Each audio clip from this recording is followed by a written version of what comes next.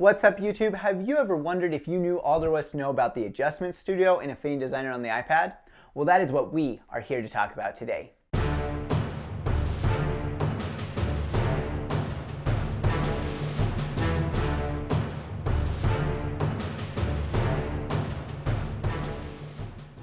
Welcome back, my name is Ben Nielsen, I'm a media design educator, and today we're talking all about the Adjustment Studio and Affinity Designer on the iPad. So let's go ahead and get right to it. This is going to allow us to really dial in the adjustments on our layers. This will seem very familiar to you if you're used to using adjustment layers in a program like Photoshop or Affinity Photo, Affinity Designer's photo counterpart.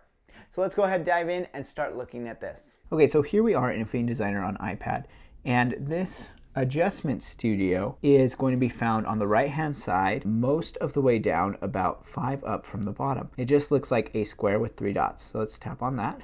Really, when you think about adjustments, you're probably thinking about a program like Photoshop or Affinity Photo. They really apply to raster programs, and so that's why I have this picture of the van with the cactus right here, so that we can see how these adjustments apply when we're using a raster image. But it's also interesting to see how they apply to vector shapes. So I also have this square here with a fill and a stroke on it. So we're going to go ahead and we're going to look at the way adjustments apply to these different things. When you look at this list of adjustments, there are quite a few of them. Now, there aren't as many as you would find in something like Affinity Photo, where it's really focused around that photo composition aspect of it. So there aren't as many, but there are still quite a few. And normally in these videos about the studios, we go through every single option within a studio, but we're not going to do that with these just because there are so many, and within each of these adjustments there are options inside of them. And so we're really just going to look at what adjustments are and the different ways that they can be used, but we aren't going to look at every single one. Let's just start though with the first one, which is black and white, because that's pretty simple to understand. When you click that, everything turns black and white. Seems pretty simple, right? What's important to understand is that this actually put a layer on top. So let's go to our Layers Studio right here, and then we can see that we now have this black and white adjustment layer. Now, when we first put it on, we had controls for it, and we can get those controls back by double tapping on that layer. And then you can see we have these controls along the bottom. And you can see there are a lot of options here. We can control the red, green, blue channels and cyan, magenta, and yellow channels within this. And that just allows us to change the intensity of the black and white. But this isn't a tutorial about black and white photography. What you can see here though is that this layer has affected the entire artboard.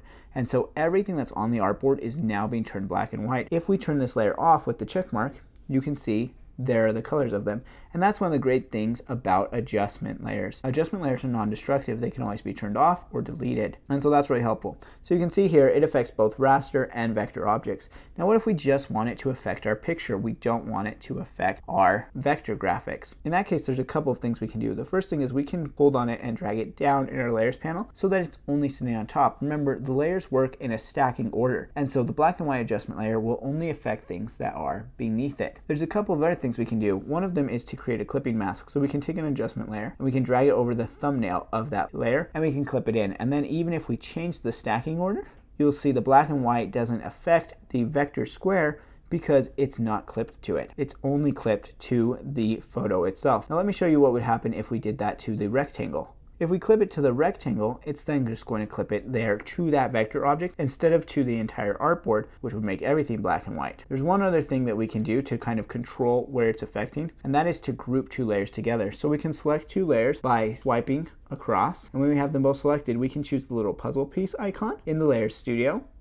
and that will group them together. They're now grouped. This looks very similar to a clipping mask, but functionally it's a little bit different in that we can add multiple things to the group, and with the clipping mask we do just be clipping it inside of one object. We can always ungroup that by just hitting that again, and then it will apply to everything. So that's kind of how you can control adjustment layers. Let's just jump back to the Adjustment Studio and take a look at how many of these there are. Like I said, we won't go into all of them, but there's a lot that you can control here. This is one of the most powerful things about Affinity Designer, being able to control your raster graphics just as you can your vector graphics. And so it gives you a lot of options. This studio is also found inside of the pixel persona, which is the second persona along the top in the left. So you can do exactly the same things in that persona as you can here, but that persona has tools that are more built for dealing with the raster graphics. So you can see we have really standard things like brightness and contrast, adjusting color balance, the exposure, the hue, saturation, and lightness levels. And then there's some more advanced things that we can do. If you scroll down here, there's things like adding LUTs.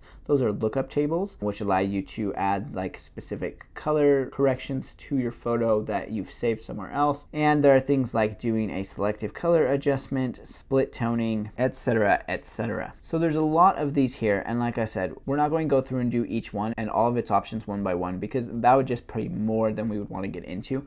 Every one of these has multiple videos on YouTube explaining it, because they work very similar to the way they do in Affinity Photo or Photoshop. So if you want to know about a specific one of these, you can always look it up and then translate it into Affinity Designer. If you're having trouble doing that, or there's a specific one you can't find any information on, you can always drop in the comments and let me know that you would like a tutorial on that specific adjustment layer, and then I can try and get to that in the future. There's just one other thing that I want to show you inside of the adjustments here, and that is the little menu bar at the top.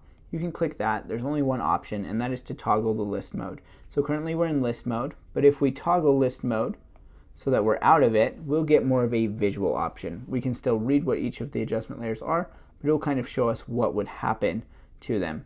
This isn't always perfect, but it kind of gives you an idea of what it does. This has exactly the same options though, so there's no difference between this and the regular list mode. It just shows you it a little bit differently. All right, thank you so much for watching. I really hope that you enjoyed learning more about the Adjustment Studio in Affinity Designer. There's a lot to learn in Affinity Designer, and I've been going through and looking at each studio. So you can go ahead and check out my playlist here for videos on all of the tools and all of the studios that we've gotten to so far. If you have any questions or comments, go ahead and leave those below. And remember, I've got lots of courses on the Affinity programs as well as other programs on your iPad that are all on Skillshare. And you can check out the links to those courses in the description of this video. Thanks so much for watching, and I will see you in the next video.